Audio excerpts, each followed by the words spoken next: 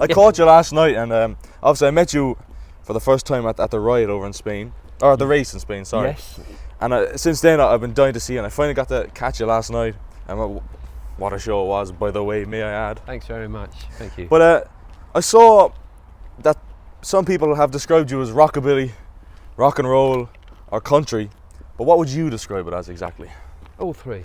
All three, amalgamation? No, my passion is country, but I cut my teeth on rock and roll from the time that I grew up. But I love rockabilly as well, so I don't know. I flick between the two, which kind of country artists did at the time anyway. Under aliases and things like that to kind of not upset their country audience or country to get fans. away with it. Yeah. So I love both of them, but as a singer, I love country because of the stories, of course, and basically the different styles of singing. You get very soulful country, and so as a singer, I love that I lean that way a lot. Of course. And then I remember my audience needs a bit of rockabilly as well. Oh, you got to give the folks what they want. But you mentioned stories, and I was going to say that one thing I've noticed from even seeing you online is just the fact that you love storytelling, which I think is a crucial part for country singers, whatever. Yeah. But do you have any fond stories and memories that you have not yet put into a song that you'd like to share with us? Well, there's a lot of stories that I share which would be hard to put into a song, really. Okay. Or experiences. There's always love and tragedy, isn't there? Yeah. But I hear stories from other people that I'd love to put into books. But everyone's got a story. We all have stories. It's the trick is putting it into a song. So. But I think, as a fan and as just a commoner on the scene, I would like, if you ever made a book or something, I would absolutely be intrigued in it. I think there's definitely a market there for you. I think there's a market there for quite a lot of people on the scene. Actually, there's just some amazing stories I've heard from other people. Someone could whip up a little compendium of tales from the rockin' scene. It would be nice. It's one of those things that sometimes you think of and you just think, wow, it would be pretty hard to put it together and put stuff together, but you never know. One day I might get to sit down with someone and talk about the people I've met as well. And in our lifetimes we do cross paths as well with lots of interesting people. Of course, you want to share those stories. People who were performers in their own right back in the day, back in the 50s that you met, and one of them actually this weekend is Glenn Troutman, and he we visited him a couple of times out in the States. Yeah, awesome. I recorded Kathleen, and we were at the High Rockabilly, and the promoter said, "Oh yeah, Charlie, Glenn," and of course. Yeah, he's a good friend of mine. Yeah. Oh, I like that. And he said, "Oh, he wants to meet you," and I sort of had to go to see him. Yeah. And he paid me a really nice compliment. He said, "Oh yeah, you Charlie Thompson? Yeah, you cover my record. You cover Kathleen. You've done a good job. I'm proud of that." Oh man, that's nice. And that weekend, he invited me up on stage to sing with him. Oh, wow. And this weekend I'm doing a tribute to him. That's right, yeah, on the Sunday. Yes. Sunday, yeah, of course. Sadly, he's passed on. Yeah. But his memory and his music lives on. Of course, which is great. Makes him almost immortal, I would say. That's why you record stuff. Absolutely. It's the clues in the name. Record. Well, but so I'm going to do a tribute to him this Sunday, and I'm looking forward to that. I'm looking forward to that. And that's just a small story. Well, I think you found one of those stories you can't put in a song, or maybe you can. Maybe you never can. know. Many hearts that all in sadness, dreaming still. Our days go by, long alone, it's hard to tell it. Love is gone, old dreams die. Now, you mentioned people from the 50s and everything. I know Mimi Roman. Yes. Is playing here. Yes. I've been looking forward to seeing her. Me too. I'm looking forward to seeing her. You find yourself, are you? I haven't met her. But I've heard that she's quite a sprightly lady to the. Yeah, I saw a clip of her and I was amazed. Really, I really was. I think she's excellent. I'm looking forward to seeing her Me now. too. I really am. Me too. Now, there's a song I saw you bring up, Slim Whitman's Indian Love Call. Yes. What's the significance of that song in your life? Well, that's a kind of story. Even though I covered the song, it was the first kind of country record I heard. And my father, he bought a tape, and he listened to a lot of different music. I mean, he listened to Welsh choir music, brass band music. My father and my mother were from Liverpool, so oh really? There's a lot of colliery music, and but he loved country music as well. And I always remember he gave me a tape, and on that tape was this Indian Love Call by Slim Whitman, and it was a very interesting, odd kind of song. You know? Yeah. I seem to remember Slim Whitman actually thought it was odd at the time and didn't really want to record it. Didn't think it was a country record. Yeah. But he really made it country with that, with the steel and the way the steel played. It was very kind of followed his lyrics, and almost imitated him. But I heard that, and that was basically my introduction to country music. Was that song? So it has a little bit of significance in your life, anyway. Sentimentality to it, yes. So would you credit him as being one of your inspirations, your even biggest inspirations? Slim Whitman, because as I say, I love singing the slow songs. Oh, you have to. It's nice that people appreciate that. Of course.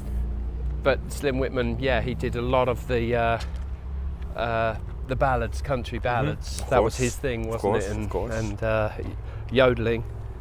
And, I see you do a little bit of that as well. That's impressive stuff, man. I could never. Yeah, I'm just lucky, born to be able to do it. I think it's you can learn. It's, I could certainly try anyway. I could certainly give it a go.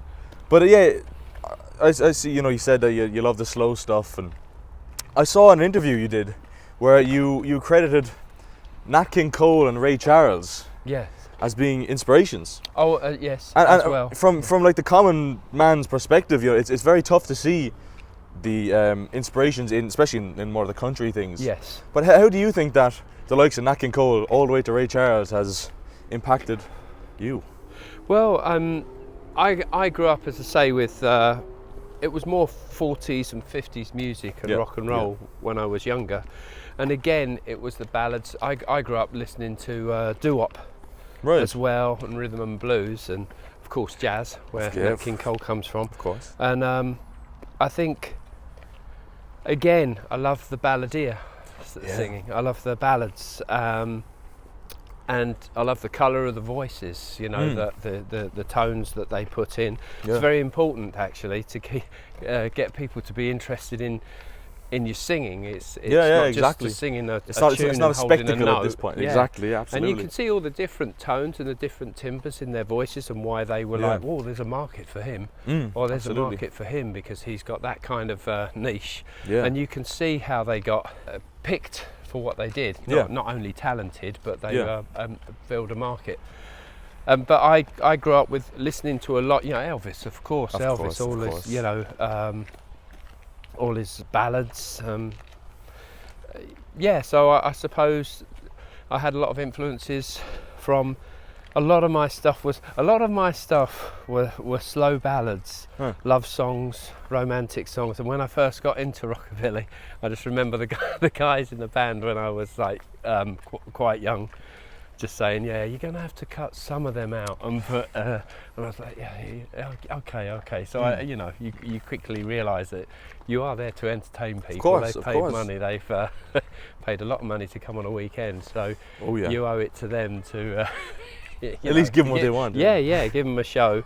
But I've been really lucky that they're happy for me to do slow numbers as well. No, exactly. I think the key for people is to realise and recognise it's a good song when you hear one.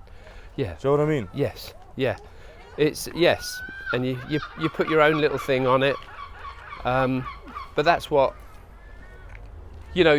it's usually initially you hear something and it just really blows your mind or interests you, and you want to do that. I write songs as well, but Of course. I only get halfway through a song and go, well, that's not as good as that one, and that's obscure, but that's amazing. And I'm very critical of my own work, you know, because I think there's a lot of I could put up a few songs that I've written myself, but if they're kind of bland, I don't see the point personally. I think, well, no, wait till there's something interesting come along. Yeah. Well, yeah, I think they say that you're your own biggest critic. Yeah. But I don't think that has to be a negative thing. No. Like you said, to be critical of yourself is really important. Well, if you're not critical, you're not aware. Exactly. Yeah. That's I like that. Yeah. That's a slogan for the page. I'll keep it. Yeah. Trying to forget you, but I don't know how. So I make a lot of things, trying to lose the blues. Trying to forget you's not so easy to do. Must have been hard to travel this road. I wonder what they did to lose a heavy load. It's a tale my heart that it no matter. Maybe a fairly generic question, but how important do you think, not even this music, but just music in general, is to you as a person, as a professional? I think it's primitive. I think it's storytelling. I think it's real. I think it's the roots of it all is you're passing on. A lot of things were passed on through a song, folk songs, folklore, stories. I think it's very important to have music. It should never, no one should ever take away anyone's music. Absolutely not. So I think however you convey it, it's and also if you get to convey it in your way, of course it's going to be more passionate, isn't it? That's true. If you're conveying it someone else's way, it's going to be kind of skin deep, if you see what I mean. Yeah, exactly. But music is extremely important. I think I picked up music from just I would have picked it up from a baby with my mum singing to me. Of course, yeah. And you pick up on that, and you pass it on. You know, Absolutely. Music's everyone's. You know, no. You can own the rights to music and things like that, but for me, just to pick up a guitar, it's free. You know, just to pick up a guitar and sing a song, it's music is for everyone. It's in the Absolutely. air. Nobody owns. You can own a copyright. Yes. But you cannot own a song. You cannot own a genre. You can't stop someone singing your song as well. It would be quite a sad world if you had to. Yeah, exactly. Yeah. Well, you said that word. Yeah. That's I gone. think of it as someone sings a song that you wrote. It's a form of flattery. If they didn't Absolutely, like it, they it wouldn't is. want to sing it, and they That's wouldn't bang want to on, pass it on, and it's free advertising. So that definitely helps anyway. yeah, music's very important. Yeah, I think it's one of the most important things in life. Because it's more than just an art form. It's the most. I think it's the most pure form of expression. Yeah. You know, even babies do it. Do you know what I mean? Yes. A baby can dance in a womb. They pick you know up. what I mean? They pick up things. It's the next form of communication, isn't Exactly. it? Really? Yeah. 100%. So yeah. No, And that's how I suppose my final question would be along the same lines. How important do you think this kind of music is? And do you think it's something that more people should be open to listening to? Because I find that most people, they might mock this kind of music.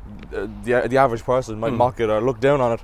But you also find that they've never even listened to it. Yeah. They close their mind to it. Yes. They bin it off. I think they can laugh at it all they want. I would never force people to listen to music. Again, it's the whole idea of music is free. Of course, yeah. But I would remind people that this is the music that started every single piece of music you're listening to now. Absolutely. Some people put the drums and accentuated them. Some people took the words and accentuated them. Take bits of it. Rock and roll and country had every instrument, had the rhythm, had the melody, had the singing, and but rock and roll, it didn't start in the 60s. It started in the 30s, 40s, 50s, and the whole reason best way to win an argument is before rock and roll, teenagers didn't have a music of their own. That's a really good way of looking at it. So thanks to rock and roll, all teenagers today have a music of their own. Exactly. So it's very important, and I think it's always important to find out where it comes from. You know, Absolutely. People want to find out where they come from, find out where rock and roll and pop music comes from. Absolutely. And it'll take you back to the 50s, 40s, 50s. Yeah. Well, there you have it. Well, thank you very much, Charlie. Thank you. I really, really appreciate it. I'm looking forward to seeing you on Sunday night. Yes. Sharing a stage with you is going to be amazing. Thank you very, very much, Looking Charlie. forward to you as well. No. If you enjoyed this video, make sure to give it a thumbs up, subscribe to Living the Theme and hit that bell icon so you never miss an update. Until next time, keep living the theme.